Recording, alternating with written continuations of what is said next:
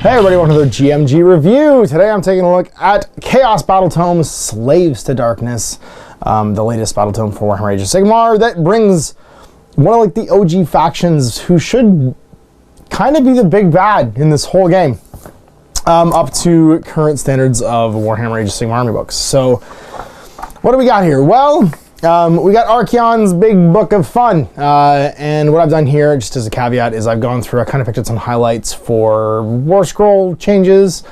There are some pretty significant ones, especially in the battle line department.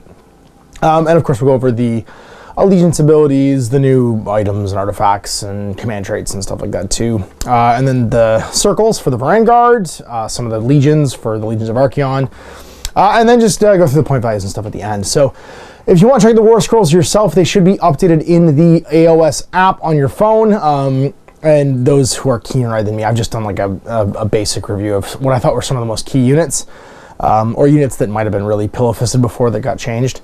Go and look for yourself, because you'll probably be able to pick out other cool things, discuss them in the comments, talk about what's changed. But I'm here to give you a general overview of the Battletome and stuff. So what do we have? Well, what's going on with Archaon? It's funny because he hasn't featured super prominently in Warhammer Age of Sigmar, kind of since the beginning. Like the Bloodbound kind of were the key chaos feature in the launch of the game, and Nagash has kind of taken the reins as sort of like the big architect of Doom in like the current sort of like timeline. So Archaon's getting some press right now. He's just kind of lounging in the 8 points. Wishing Slash would return his calls. You know, Nurgle's just sitting on his couch being terrible. Khorne keeps wanting to party, and I guess Tzeentch just keeps like messing with his stuff. So this is him out on patrol, going and fighting stuff. You get an overview of him, his conquest, and just the story of this guy, because if you weren't familiar with him from like the original timeline of the Warhammer Old World, this guy's come a long way. This guy was a Templar of Sigmar way back in the day. And he went on a quest, became the Everchosen by finding all these relics, like his crown, his sword, his shield, all the armor, like everything about this guy is something he's earned, basically. And that gives him the Medal of the Everchosen, of course, and then he wins his Great War against Chaos. Takes over the Mortal Realms. Sigmar goes back to Ezer and slams the door and says, like, all right, we'll be back. And this is them taking the land back from Archaon. This guy's won. He's basically accomplished everything he set up to do, and he's bored, because, like, that's what happens when people who are too powerful basically win. And this does really put the Slaves to Darkness back into, I would say, fighting form. They were a bit pillow-fisted. They didn't feel super terrifying. They haven't seen a lot of table time. I've had an army sitting around for a while, actually, and this is funny because along with my Ogre Kingdoms, my Maw Tribes rather, this is like an army that I've had sort of sitting on the shelf for a bit that I'm going to be working on in the new year. This is my New Year, New Army project. And yeah, so it gives you kind of like just an overview of how all of this works. How is it that the Chaos is kind of like occupying the Mortal Realms? And what is the different powers of Chaos? So Khorne, Tzeentch, Slaanesh, and Nurgle. Because the thing with the Everchosen is he doesn't take one side. He's not a follower of a single Chaos God. He's the champion of all of them, and he has gifts from all of them. It brings that sort of to the current timeline with the Soul Wars. Talks about different hosts. So the hosts, he has 4 hosts basically that follow them, and they're all different Chaos God. And of course, incorporates all the stuff from Warcry as well, which is pretty cool, because you've got some new Chaos cultists basically to come and fight with him. If you haven't seen the box sets, there's a brand new Start Collecting box for this army as well. And they've done double packs of all of the warbands from Warcry basically to bulk out your forces with. So you get an overview of all the units, even what's going on with Be'lakor. Be'lakor's a neat story. If you don't know a lot about Be'lakor, he is the tie into Mordheim that all this stuff has. He actually is the Shadow Lord that crashes to Earth when there's this great like cataclysm basically in Mordheim in the year 1999 in the Imperial calendar in the Old World, and tries to usurp Archaon and the gods themselves. Tries to become another Chaos power. It doesn't go well for him, but he's in here as well. As you can see, some nice color sections. Archaon himself with Drogar, who's turned into like... Drogar used to be a horse. He's not really I think he's come further than Archaon, to be honest with you. This guy used to just be a pony. He's not a pony anymore. Of course, there's Vanguard, the new Chaos Knights, which are gorgeous. The new Chaos Warriors, which are gorgeous. Although, you're not going to want to take them with shields. Let me tell you, I hope that kit comes with some extra hand weapons. Glad I got my old kits, is all I'm going to say. And then, of course, all the classic kits, too. I was a bit surprised, and they're not obviously in this color section. They've kept a lot of old kits around. The Chosen are still around. The Chaos Marauders are still around, who who have not aged well. I honestly thought the Marauders were going to get kicked to the curb this time around. The Marauder Horsemen are gorgeous miniatures, but the actual Foot Marauders are still in the range somehow. Although they look like 80s wrestlers. They look like peak steroid Vince McMahon wrestlers, where they're just like slabs of beef that can barely move. And you can see here, yeah, more of the color sections. The Karkadrak, I guess it's called. The weird like dragon turtle thing that the Chaoswood's driving. And some new warriors too. So you can see all the new warriors with shields. Some nice color section here. All them painted up as different chaos powers. And they are gorgeous miniatures. They're really, really nice. I'm stoked about them. And I will probably pick up a box in the new year of just the new chaos stuff, just because I want to paint it. Like, it's just really cool to paint. I don't know if I'm going to pick up Vanguard, though. They are really good, but good God, they're spendy for 3 of them. Although they are 100 points each, so 300 points per unit. Got Summoner on a disc. To go with your Gaunt's Coming that you got in your Silver Tower box, if you got one. Nice Demon Prince mini. He's getting a little dated. His details are a little chunky, especially compared to the beautiful Bellicor mini. And of course, the incorporation of all the Warcry stuff, like the new Fulmoroid Crusher and Mind Stealer Spheranx. This guy's going to be bro-fiving with Archaon quite a bit. This is bad. It makes people fight last, and also it's just a bravery debuff. Certain people don't care about that, but certain people do. And our last of our color section, and we're getting into the allegiance abilities. All right, let's get into it. So, for those of you skipping ahead in the video, this is the timestamp you want to go and put in the comments, I guess, because I'm always too lazy to timestamp these things. We're going to dive into the allegiance abilities. So, what do we got? Well, if you are taking a Slaves to Darkness army, you have access to all of these battle traits. The Bane of the Mortal Realms. So first is the Damned Legions. After you choose a Slaves to Darkness Legions for your army, you can choose a keyword from the Damned Legions. You can be a Ravager, a Kabbalist, a Despoiler, or the Host of the Everchosen. If your unit already has a Damned Legion keyword, then you can't change it. So there's certain units that will belong to certain legions that you have to stick to.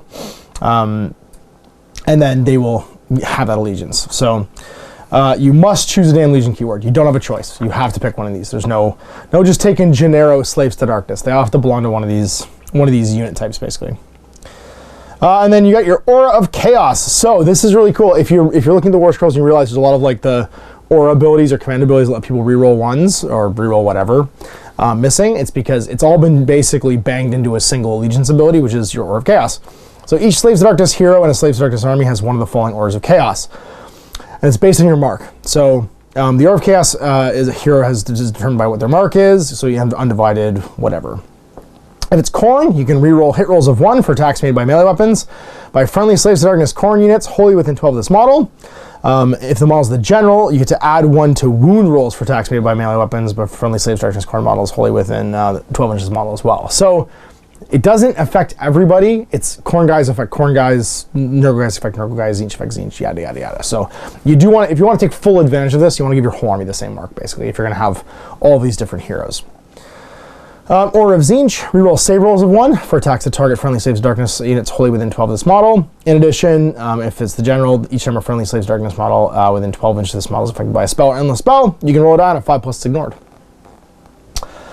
Aura of Nurgle, if the unmodified wound roll for attack made with a melee weapon by a friendly Slaves to Darkness Nurgle unit wholly within 12 of any friendly models, this ability is a 6.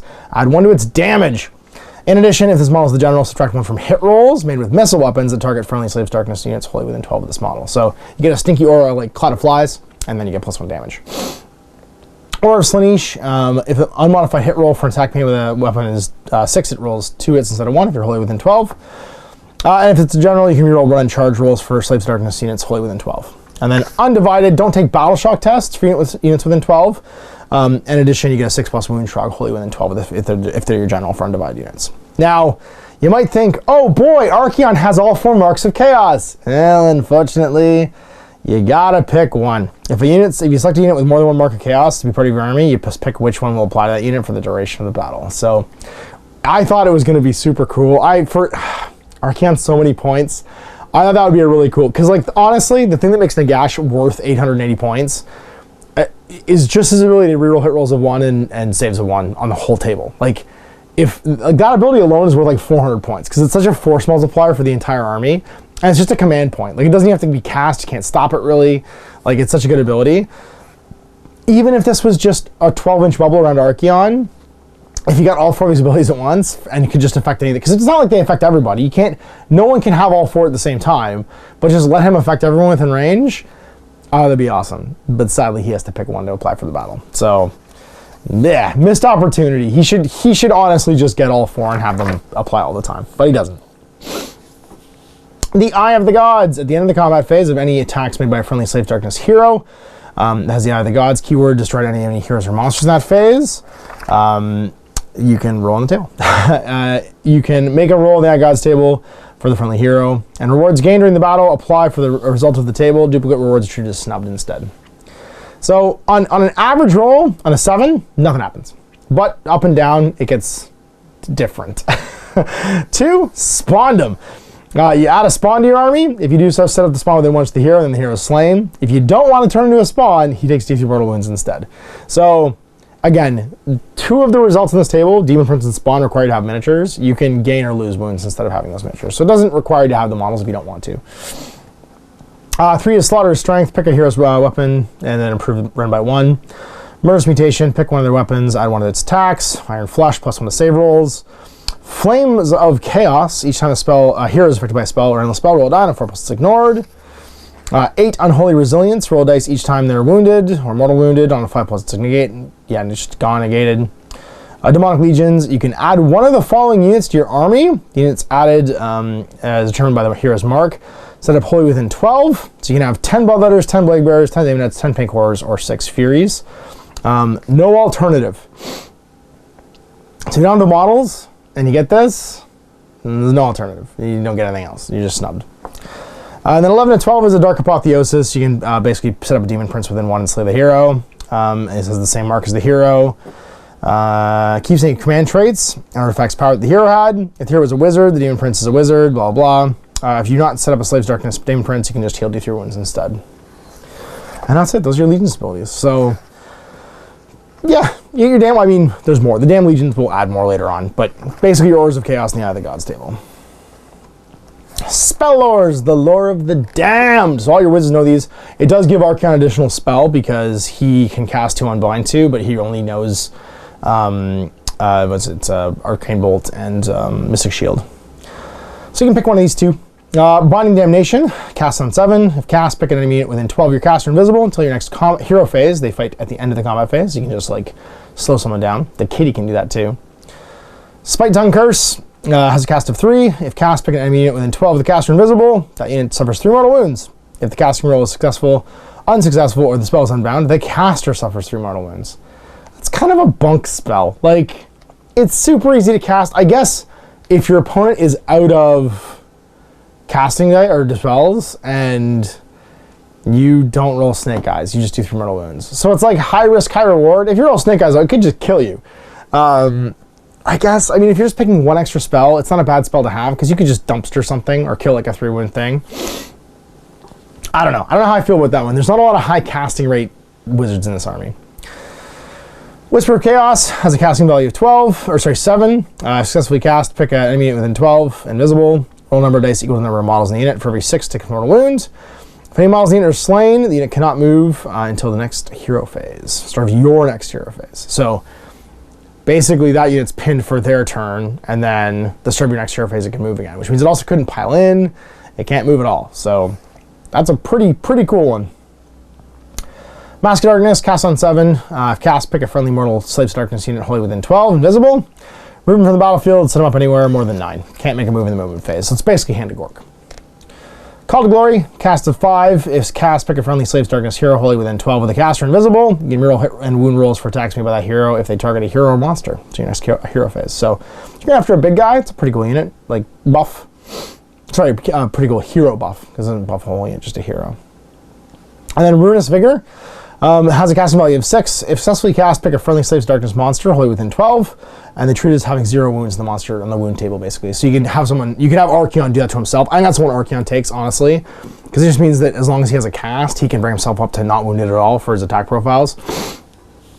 Not that he degrades very much, but like, I don't know. Spite Tongue Curse is pretty cool. Just if you have a cast later on the turn, he could just zap 3 wounds into something, but I think Ruinous Vigor is probably the one I'd take, because he does have a degrading wound profile. And it just gives him the ability to go back up. All right, here we go. So we've got our legions. Now you have to pick one of these, remember. You do not have a choice. You have to do it. And that means that you might have noticed there's no command trait list for the book. Nobody just gets generic command traits. It's these guys. Now they get a bunch of them, right? A whole bunch of them. But the general's just going to really get this one. So you're only getting the extra ones if you're not doing these.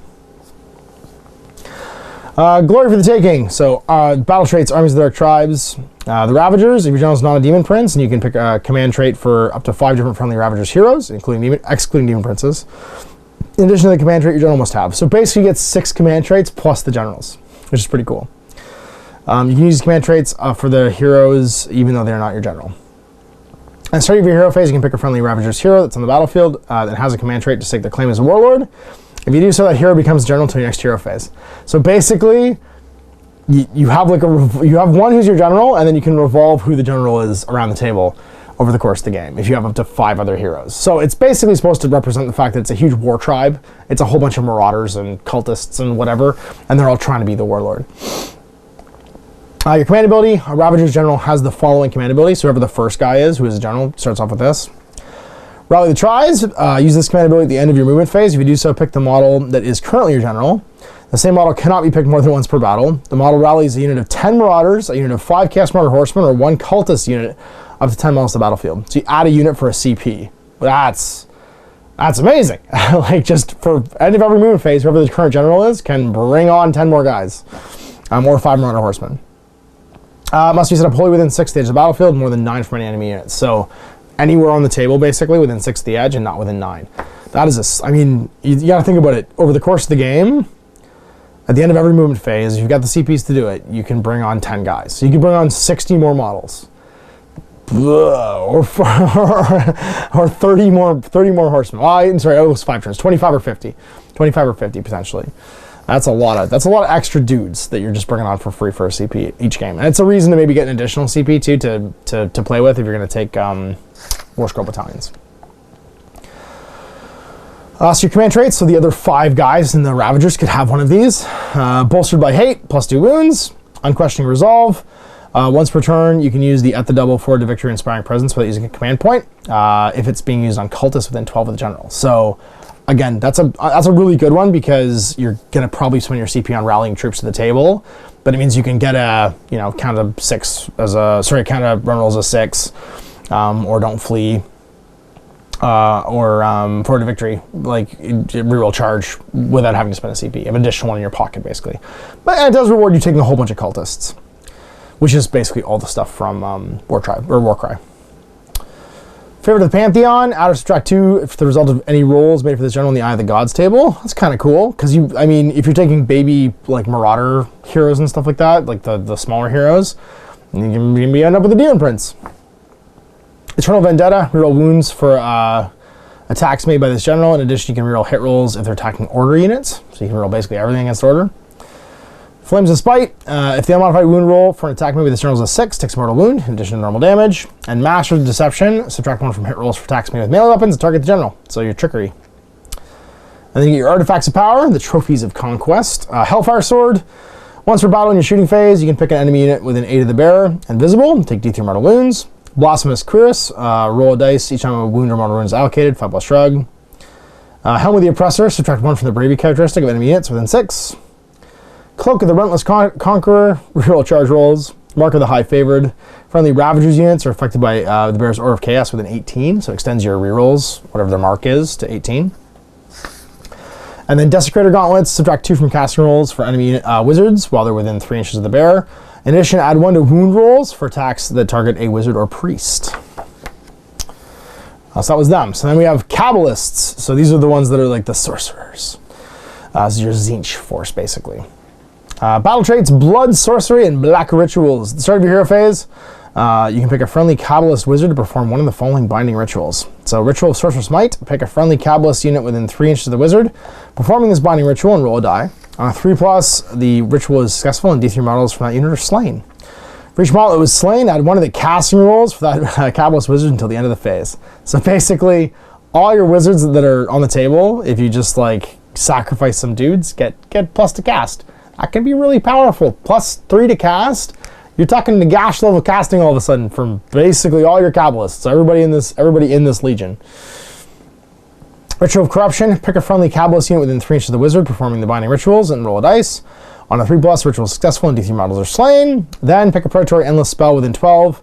If 1 model was slain, you can move it up to 3. If 2 were slain, up to 6. If 3 were slain, up to 9. So a way to get endless spells either off your back or to shove them forward into the enemy, which is kind of neat. And then magic, they all know the following spell. Crippling Ruin. Crippling Ruin has a casting value of 7. If successfully cast, pick an enemy within 18 of the caster invisible. The unit suffers D3 mortal wounds. In addition, reduce the move characteristic of that unit by the number of mortal wounds that were inflicted by the spell until the next hero phase. So that's pretty cool. Slow unit down. And then notice they don't have a command trait. So in this one, they can actually pick. There's no required command trait here. It's only that first one that can summon dudes that's required to take that.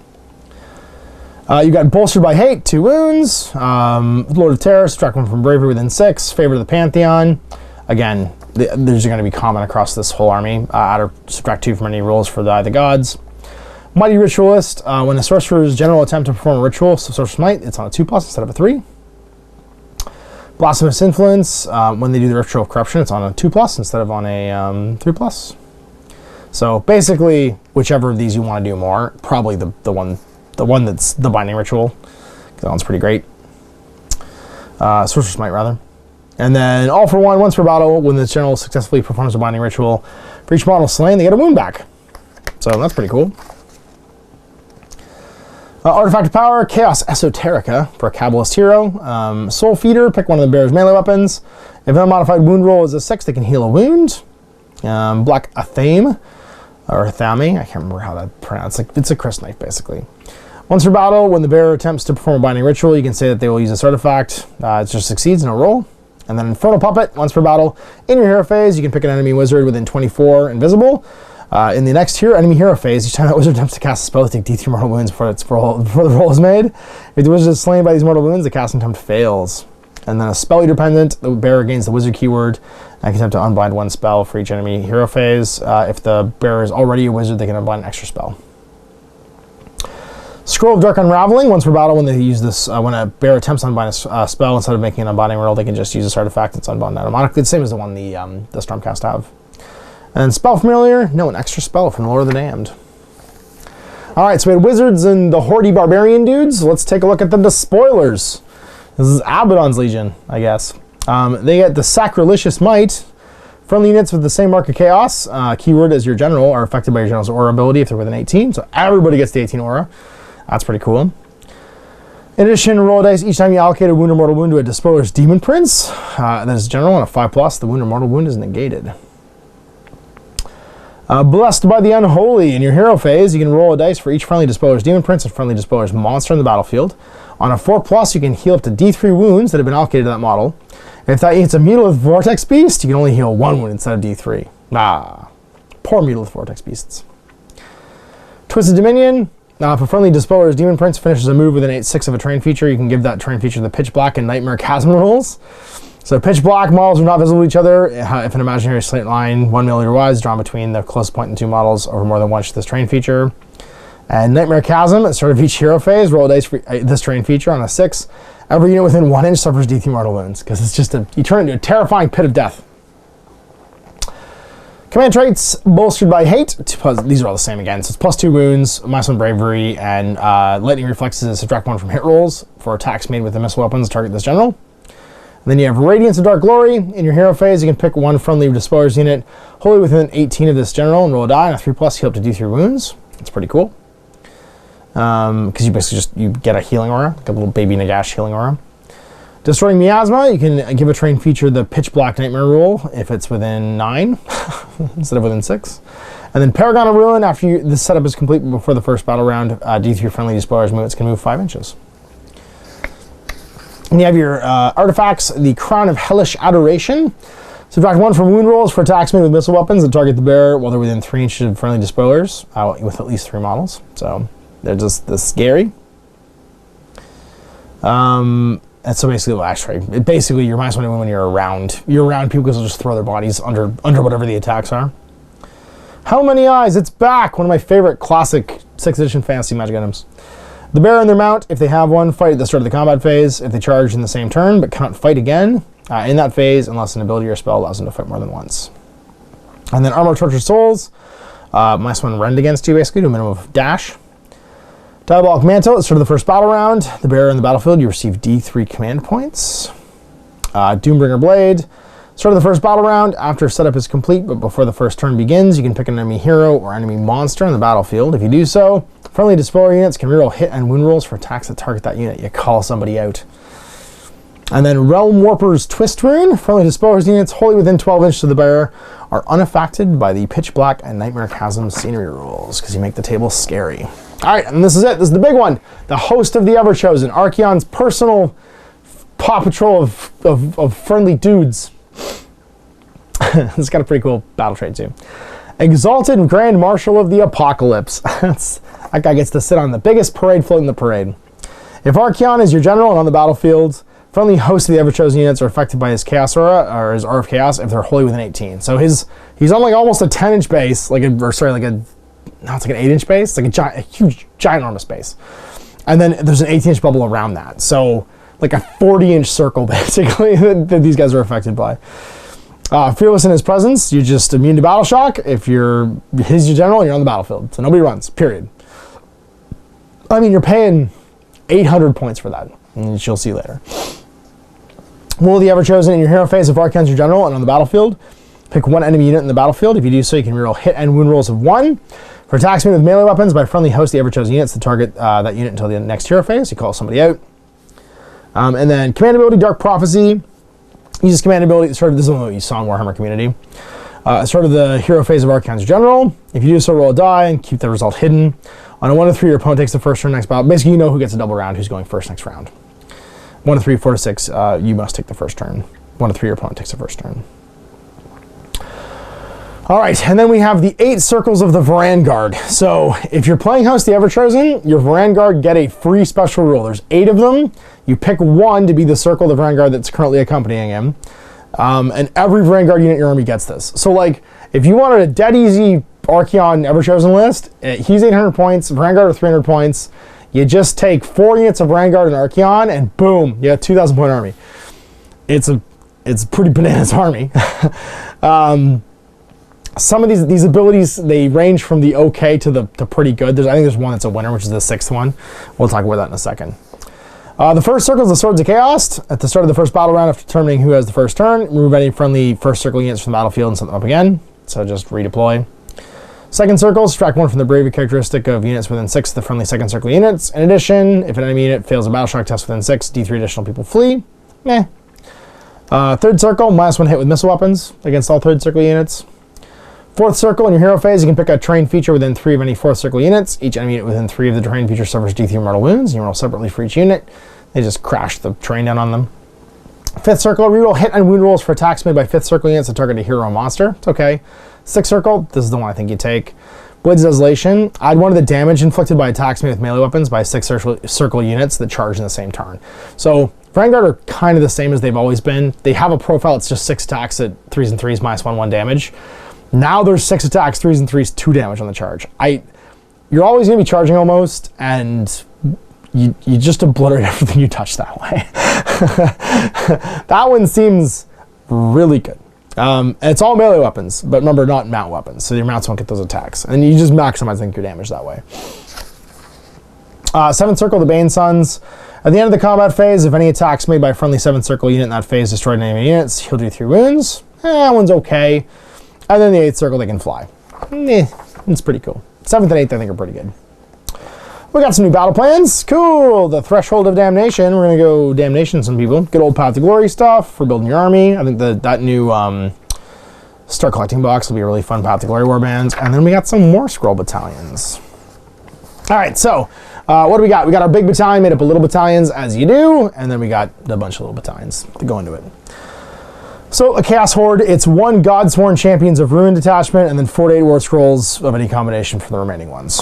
And what you get if you take that is once per turn, you can use 1 command ability on the War Scroll of a hero from this battalion without a command point being spent. In addition, add 2 to the move characteristic of units from this battalion in the first battle round. So your whole army basically gets +2 move, as long as everyone's in a battalion, and you get an extra command point every round for one of the heroes.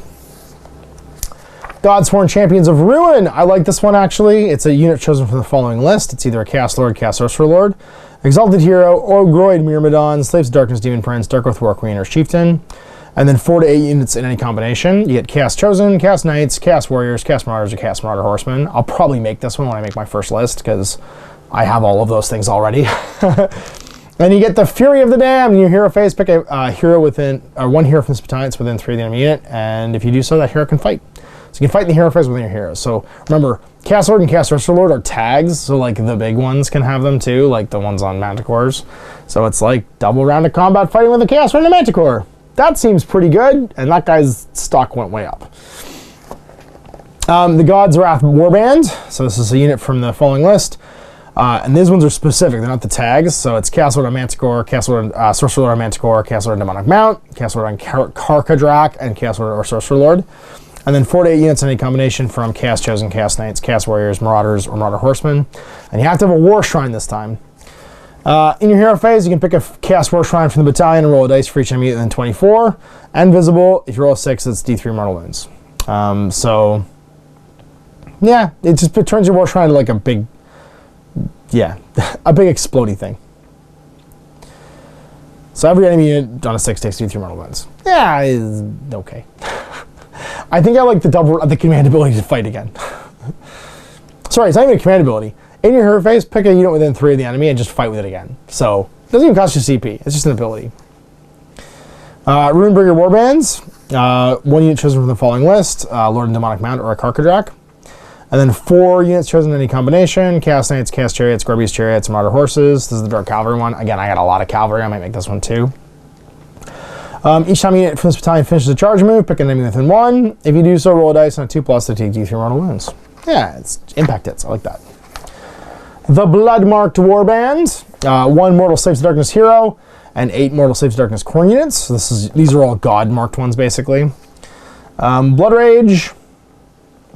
If a hero from this battalion slays an enemy model in the combat phase, you can pick 1 unit from the same battalion wholly within 12 of a hero. Add 1 of the attack characteristic of that unit's melee weapons into your next hero phase. The same unit cannot benefit from this ability more than once per round. That's pretty cool. Hero kills somebody within 12 gets +1 to hit. The Tzeentch one is a Mortal Slaves to Darkness Tzeentch hero and a Mortal Slaves to Darkness Tzeentch unit, up to 9 of them. Again, there's a lot of units. You need 9 Tzeentch units.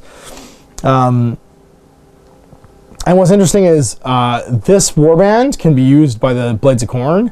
This warband can be used by the Tzeentch faction as well. So this actually adds to those other books. This one says the Bushguard Battalion is part of the Khorne faction and Slaves of Darkness faction. This one's part of the Tzeentch faction. The Plague one's part of the Nurgle faction. The other one's part of the Slash faction too. So the signs of change. At the start of your hero phase, you can pick 1 unit from the battalion that has 9 or more models. If you do so until the end of that phase, they can attempt to cast a spell and dispel a spell. It knows the Stolen Sting spell. Stolen Sting casts a casting value of 7. If cast, pick an enemy unit within 18 of the caster. Invisible, worsen their rend by 1 to your next hero phase. Can only be affected by it once per turn.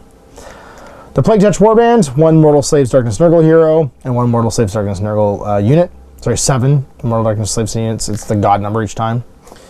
The Grandfather's Favor. If the unmodified wound roll for an attack made with a melee weapon, this target's a 6, the attacking unit suffers a mortal wound.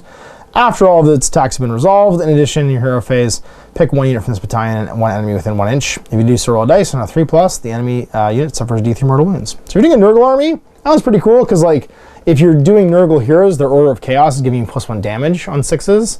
Now it's a mortal wound and +1 damage, which is pretty cool. The Pleasurebound Warband, 1 Mortal Slaves Darkness Slaanesh hero and 6 Mortal Slaves Darkness Slaanesh units. The Perverse Yearnings. If a model from this battalion slain in the combat phase and the units in the same battalion can move an extra 3 inches when they pile in. That one seems less great. And then finally, the Overlords of Chaos, just 3 to 6 Host of the Everchosen Vanguard units. The Circles Unleashed. When you select this battalion to be part of your army, you can give each unit in this battalion one of the following keywords. First circle, second circle, third circle, fourth circle, fifth circle, sixth circle, seventh circle, or eighth circle. So You pick a circle for them to be from, and they can all have another circle as well, I guess. Or they can all have different. I think it's actually they can all have different circles. That would make sense. That would make sense. One of the following keywords. You can mix and match, basically, is what you can do with overloads of chaos. All right, let's jump into some war scrolls. So what happened here? Well, you can see I've marked up the book a bit because I'm just trying to figure out what's changed, and this is all just to remind myself. Archaon's a little bit different. His movement went up across the board. He starts at 14 now, and like his lowest band, I think, is still 6, but through the middle, he's got like a better one. They completely removed the degrading monster's claws. It just hits on 2+ all the time now. It's like just forever. His armor Morcar isn't just a 6+ reflect now. It's a 4+ negation for mortal wounds and a 6+ reflect. So he's got Nagash's ability to shrug mortal wounds.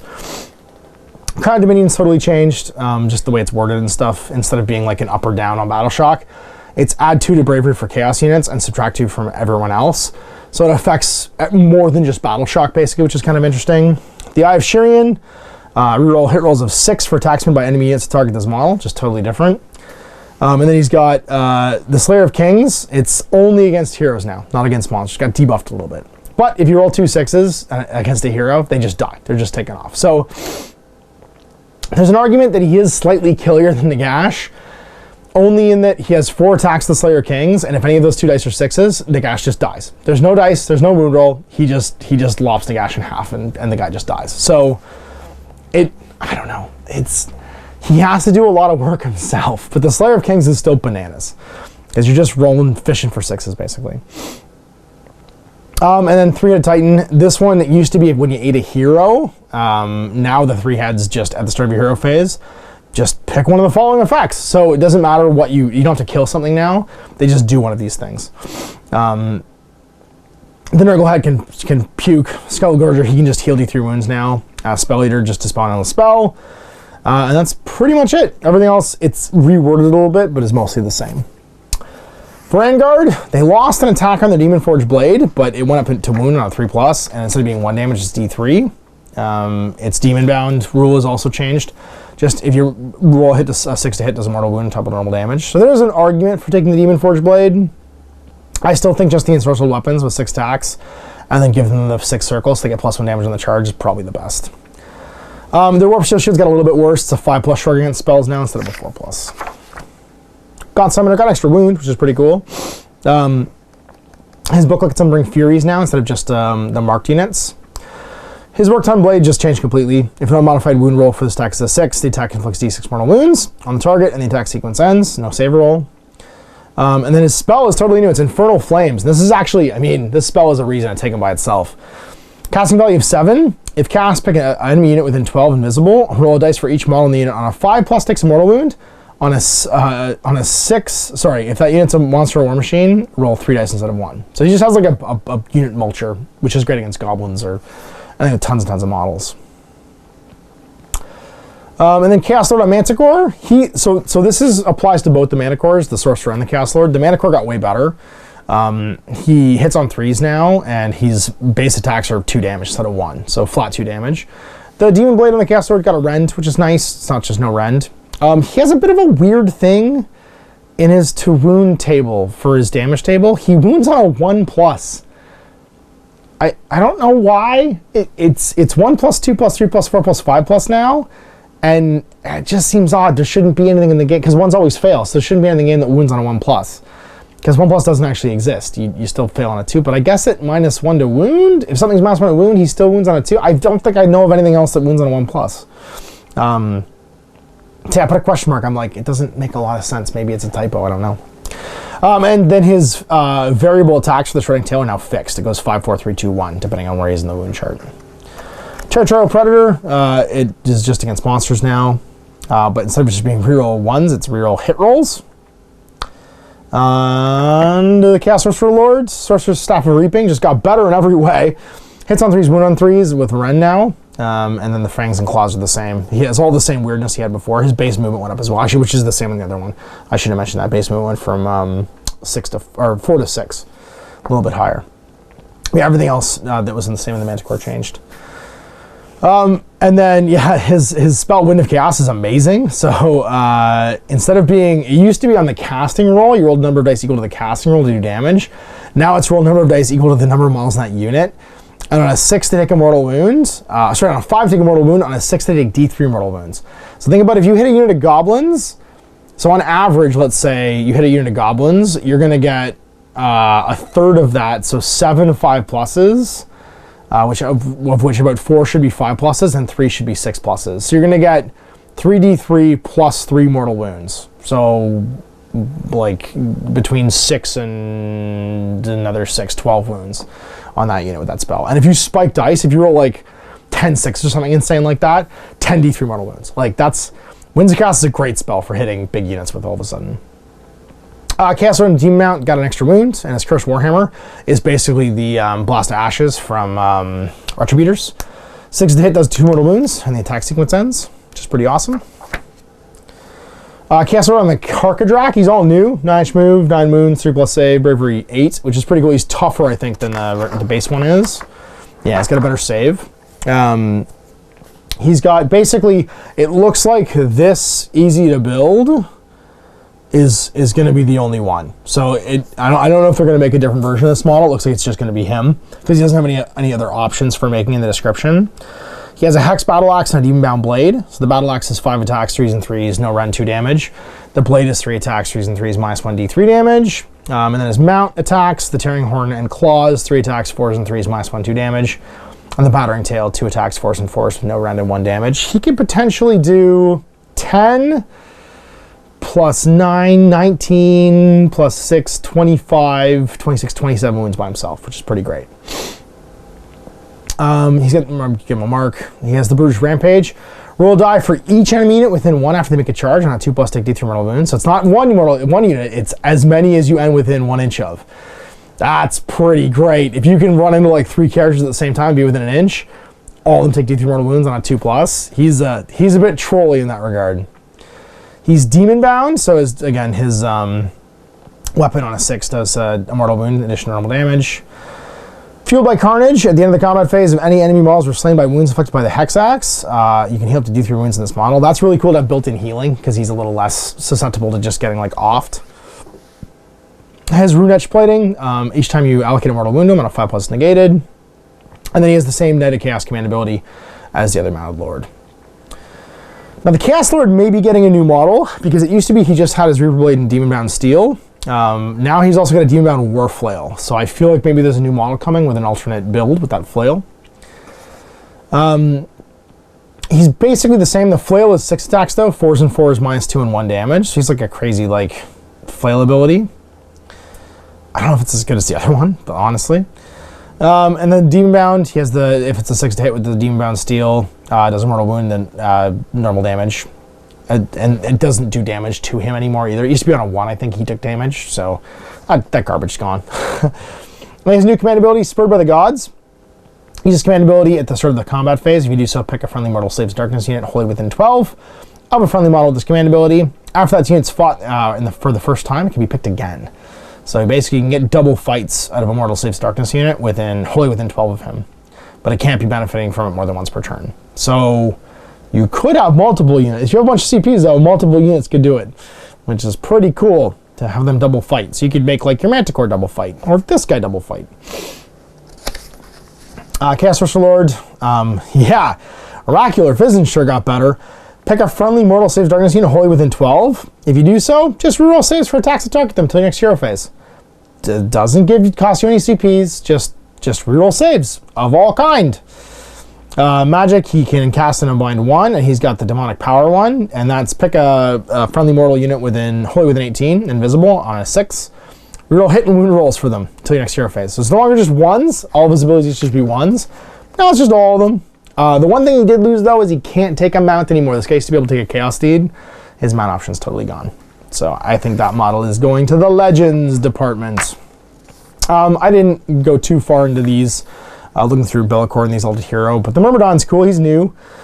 6-inch move, 8 wounds, 4+ save and bravery 8. He's got a gladiatorial spear, so he can throw some stuff. 18-inch range, 3s and 3s, -1 d3 damage. And then he's got melee to his 6 attacks, 3s and 3s, -1 damage. His Great Horns get 1 attack, 3s and 3s, -2 and 3 damage. He has a big headbutt. And he's got Arcane Fury. If the unmodified hit roll for an attack with a melee weapon and this model's a 6, the attack scores 2 hits instead of 1. It's pretty cool. Make a wound and save roll for each one. That applies to all of his weapons. Berserk Rage, reroll hit and wound rolls for attacks made with a melee weapon. If this model has any wounds or mortal wounds or allocated hit previous in the phase. You kind of want him to go later, because if he gets wounded, he just goes nuts and rerolls everything. And then Pit Marshal for his command ability. You can use command ability in the combat phase. If you do so, pick a friendly cultist unit, wholly within 12 of a friendly model with this ability, and they don't take any battle shock. So, I mean, I guess, like, I don't know why you would use it. I guess it just gives him a 12-inch range. Because you'd normally just use Inspiring Presence, right? But, like, if you needed someone farther away to take it, it gives him an alternate 12-inch range Inspiring Presence that just affects cultists. But I mean, it's still starting next hero phase, so it lasts the next turn too, which I guess is pretty cool. Using the combat phase before you would take a bunch of damage. So I guess it's like a 2-round Inspiring Presence for that cultist unit only. You got Bellicor, the Imprints. I didn't go too far into these because I was mostly just concerned with stuff that was fairly like it was either old and was being updated or new. You can check these out yourself. The War Shrine. It got way fightier in melee. Everything went up. It's 3/3 to hit now and -1 with 2 damage for its Sacrificial Blades, which was all 4s and 4s, no rend, and 1 damage before that. So a lot stabbier. It doubled the range of protection of the Dark Gods, which is awesome. So it has an 18-inch bubble now, which is a 36-inch bubble all the way around it, instead of a 9-inch bubble. So significantly bigger aura. The aura effects worked pretty much the same. I'm not going to do too much going into them. They get the 6+ wound shrug +1 based on their mark. So you can pick which one. It's always a shrug, sorry, and then you pick which one of the units within 18 that you want to pray to on a 3+ answered, and you have to pick which of the favors you want to give it. So it's Khorne, Chaos, Slaanesh, Nurgle, or Tzeentch. Chosen and Spawns. A lot of stuff didn't change. Chariots and Gorby's Chariots got a little bit better, but you can look that up yourself. Biggest change so far for the battle line stuff, and this was what I really wanted to focus on, the Chaos Knights. They're not 4+ to wound anymore. Thank God. I don't know why they were 4+ to wound in the beginning. They're Chaos Warriors, man. They've just been so pillow-fisted since the edition started. But they're in sorcered weapons, 3 attacks. Now it's 3s to 3s, so it's not 3s and 4s anymore. -1, 1 damage. An argument to take them. Chaos Warriors, also 2 attacks, 3s and 3s, and no rend, 1 damage. Now they got some pretty baller upgrades to Legion of Chaos. If there's 10 or more models instead of 20, you can just reroll save rolls, period. And then if it's paired hand weapons, just reroll rolls for attacks. So they reroll all the rolls to hit with the paired chaos weapons. You get a 5+ shrug still against mortal wounds if you take the shields. I don't know why you would now, because you reroll 4+ saves all the time. I think just units of 15 is your battle line, and because they have 2 wounds each, until you take 10 wounds, you're going to be rerolling all your save rolls, and you're always rerolling all your rolls to hit. There's almost no argument for the halberd because it's still 3s and 4s. I don't know why. The Great Blade's cool. 2 attacks, 4s and 3s, -1, 1 damage. For a rend though, I'd rather just roll tons of dice, 3s and 3s, rerolling everything. Like I don't think there's an argument for any other weapons except for the paired blades. Thank God I have old Chaos Warriors. That's all I'm gonna say. I can't believe these guys are still in here. These old jabronis, these Chaos Marauders. Ugh. The Barbarian Flail got a bit better hits on 4s now. Barbarian Hordes changed completely. Add 1 to hit rolls for attacks made with this unit if they have at least 10 models. In addition, if they have 20 models, their rend goes up by 1. Boundless Ferocity. Now this is a crazy rule. If you're taking that hand to Gork spell to like throw people around, this is a crazy rule. And they all just have it. No cost, no nothing. When you make a charge roll for this unit, change the lowest dice of that roll to a 6. If the roll's a double, change one of the dice to a 6 instead. So if you're trying to hard roll into like a unit, as long as one of your dice is a 4, the other dice potentially turns into, well, the other dice will turn into either something higher or like, I don't think it's possible to not roll a 10. Unless you roll 2 dice and they're all 3 or, no, actually they're all 1 or 2. If you roll 1 or 2 on 2 dice, they don't make a charge on 9 inches. Because if you roll 3 or more on one of the dice, the other one turns into a 6 and you've rolled a 9 now. They just always make it. Like, they always make a charge in a combat. It's crazy. The Icon Bearer subtracts bravery. And also the Barbarian Drummer adds 1 to your charge. So, like, it's impossible to fail, I'm pretty sure. If you roll double ones. If you roll snake eyes, you don't make a 9-inch away charge. Otherwise, you just make a 9-inch away charge with the Barbarian Horde. I mean, they're old models, but I'm pretty sure tons of people still have them. It's a really trolly ability to be able to get hand-to-gorked around the table and just jam like a bajillion Chaos Marauders into somebody. Anyway. And then Marauder Horsemen got really good. Their range went up by 3 inches on their spears, and they get, or on their javelins rather. They still have Feigned Flight, and they get Barbarian Horde, so add 1 to hit rolls for this unit if it has at least 10 models. So 10 of them can have 12-inch range, 3s and 3s, like 10, 12-inch range, 3s and 3s, -1 rend, 1 damage shots. That's a pretty cool harassing unit to ride around moving fast. They have a 12-inch move, and they can still fall back and shoot too. 6 up save, 5 up they have the shields, and then your Icon Bearer unfortunately isn't as good as it used to be. It's just -1 bravery within 6 of the friendly Icon Bearers. All of their rolls to hit went up. Javelin and melee is 4s and 3s now, not 5s and 4s. The flail's 4s and 3s instead of 5s and 3s, and the trampling hooves are 4s and 4s instead of 4s and 5s. And the Barbarian Axe, their melee weapons, they get 2 attacks instead of 1 now. So definitely some value there. They're great old models too. I'm going to build a couple units of them, I think. Didn't look at the Soul Grinder and Slaughter Brute too much, but I'm not a big fan of the models. I'm a big fan of the Mutolith, but I didn't look too much into them either, or the new Cultist units either. I think they're pretty much unchanged. I didn't notice any big changes. But we have the Mind Sphere Sphinx, the kitty, the weird kitty. 10-inch move, 10 wounds, 5+ save, bravery 10. It's got some little melee attacks. It's got 3s and 3s, -1 damage, shredding claw attacks. Its tail has 2 attacks, 4s and 3s with 1 damage. And then Telepathic Dread, subtract 2 from the bravery of enemy units within 12. And Dominate Mind. In your hero phase, pick an enemy unit within 12 invisible. If you do so, both of you secretly hold a die behind your back, and you reveal them. If it's the same, this ability has no effect. If it's not the same, they fight last until your next hero phase. Sorry, until the next battle round, sorry. Or at the end of the combat phase, until the next battle round. So if you've gone first, it'll be until the next battle round, so it'll be your opponent's whole turn as well.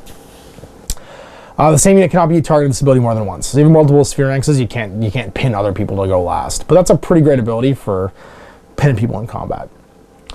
The Fomerite Crusher, 6-inch move, 10 wounds, bravery 10, 5 up save. He has a pretty good shot. He can throw terrain. So 2 attacks, 3s and 3s, -1, 2 damage. And then his Crushing Fists are 4 attacks, 3s and 3s, no rend and 2 damage. But he has the Rampage ability. It's basically the Ogre Charge from the Maw Tribes. So after you make a charge move, pick an enemy unit within 1 inch, and then roll a number of dice equal to the charge roll. 6+ takes mortal wound. And then Insurmountable Strength. In your hero phase, pick a terrain feature within 6 of this model and roll a die for each other unit within 6. On a 3+, take D3 mortal wounds. So you just keep in your terrain, and then everything that comes within 6 of that terrain in your hero phase takes D3 mortal wounds on a 3+. Pretty cool. And then we have our new Endless Spells. So no terrain feature, which is interesting, but we did get Endless Spells. It's funny how the Ogres got the opposite. They got a terrain feature, but no Endless Spells. So the 8-fold Sigil of Doom, the Doom Sigil, cast on a 5, set up within 12, and it's empowered by Atrocity. Keep track of the number of models that are slain within 12, friendly and enemy. At the end of each turn, roll a dice for each model that was slain within 12 of the turn taking place. On a 3+, the player's turn is taking place, must pick a Slave's Darkness unit wholly within 18 of this model. Add 1 to the attack characteristic of that unit's melee weapons until the player's next hero phase. The unit can't benefit from more than once per turn. So you keep it with your units even, no matter who dies. If it's your turn, you pick which units on a 3+ are affected, and then your opponent has to pick. Like, if you only have so many units, though, they're all going to get affected by it, basically, and all get +1 attack. So your attacks can ramp up pretty fast with that one. I really like the Doom Sigil. It's pretty cool. The Darkfire Demon Rift, cast on a 6, set up with a 9. Reality Screams. It moves. How far does it move? It moves. It doesn't say. When this model is set up, the player set up can immediately move. And set up deploy within 9. Oh, it moves 12, sorry, and can fly. And you can move it when you use. So it can go 21 inches basically away from the caster. Billowing Energies. After this model is moved, each unit that has any models passed over, take D3 mortal wounds. Or within 1, take D3 mortal wounds. Fueled by Sorcery, add 1 to the number of mortal wounds inflicted by this endless spell for each wizard and each other endless spell within 12 after it moves. So D3 +1 for each other endless spell and wizard. Certain armies, that could be bananas. You can be doing D3 plus like 3 mortal wounds all of a sudden. And if you manage to like do a line where you pass over like a bunch of heroes, oof. The Darkfire Demon Rift could be really dangerous. and it's this one.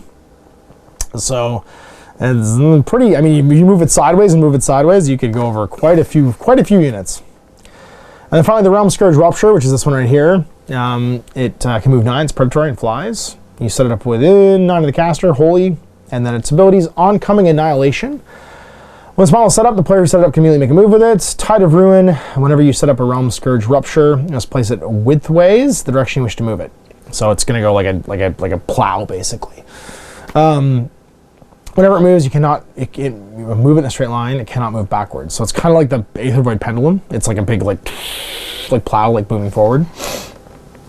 After its move, each unit that has any models passed over, each other unit within 1 inch of it take D3 mortal wounds. In addition, until the end of the battle round, have the move characteristic of each unit that has a model that passed across, and each other unit within 1 of the end of the move at the end of its move. So it's again, it's indiscriminate. It's going to affect everything, which is bad, but also it slows things down, which is good. And then we got our pitch battle profiles. So what do we got? Marauders, 20 to 40. Oh my God, you could dump 40 Marauders at people for 150 per unit.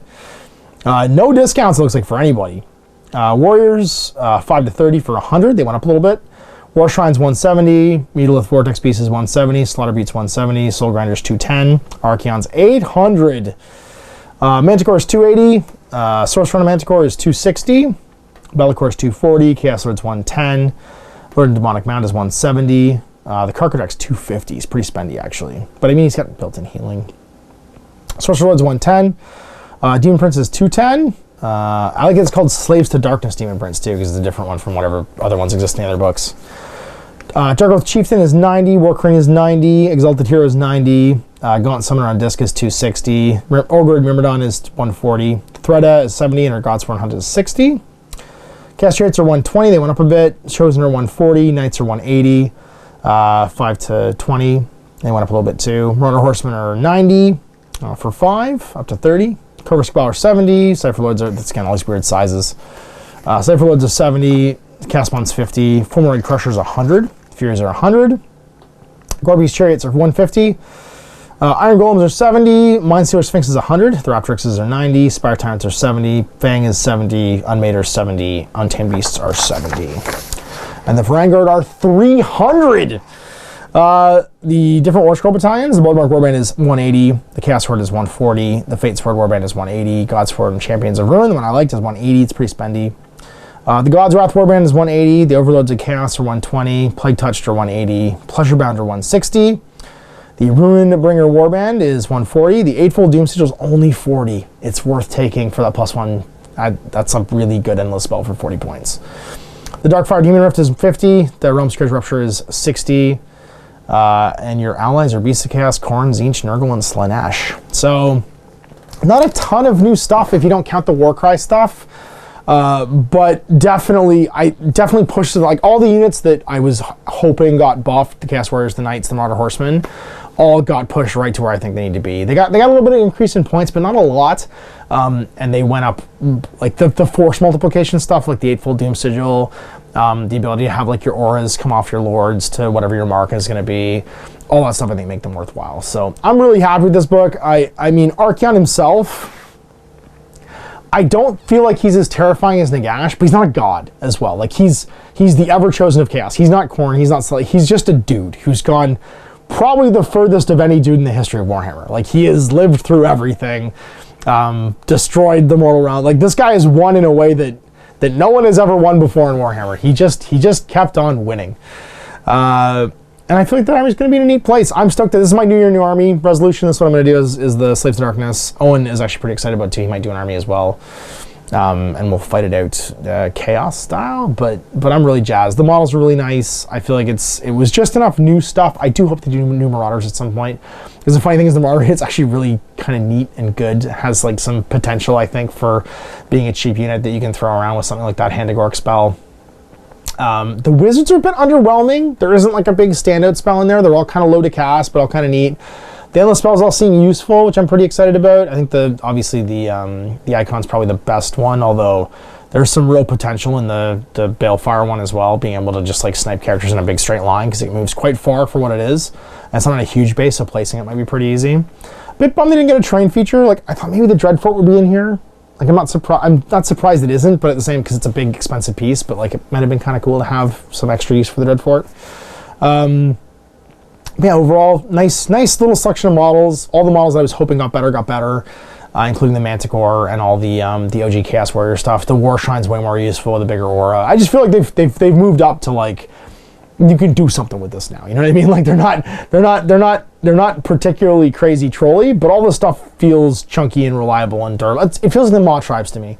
They put a bunch of units together that I was really excited to paint and play an army with before, and they made them all worthwhile taking. So I'm pretty jazzed. Slaves to Darkness, it's going to be a really cool book. I put it up there with Maw Tribes as just like, yeah, this stuff should all fight together, and here's a bunch of different ways of doing it. And none of them feel particularly overpowered. Like there's kind of like a Monsters Legion, there's Archaon's Legion, there's the Casting Legion, there's the Cultist Legion. Like they all feel like if you want to pick a theme and run with it, you could probably make an army that would be pretty versatile. So we'll see what I end up building. It's probably just going to be base Chaos Warriors and cool old looking models I've always wanted to paint. And yeah, we'll see you from the GMG review. I'll be checking out the Blackstone Fortress Annual as well as the Warcry Annual. So I think the Warcry Annual will also be up today. You can check that out up in the cards up here. Until next time, I'm Ash. Have a great day. I hope you enjoyed that video. If you want to support the channel, of course, like and subscribe and hit the little bell below so you get notifications when I post future content. I do post stuff 7 days a week. If you want to support the channel further, you can, of course, buy a t-shirt through Spreadshirt, buy a measuring gauge or objective markers from Death Ray Designs, or, of course, most importantly, there is Patreon. Patreon is what makes all this possible, keeps the lights on, pays for the studio costs, pays for the equipment, model costs, and everything else, and most importantly, puts food in my kids' bellies and a roof over their heads. Big thanks to everyone, past, future, who supported me. I do this stuff because of you guys, and of course, I will continue doing it as long as I can.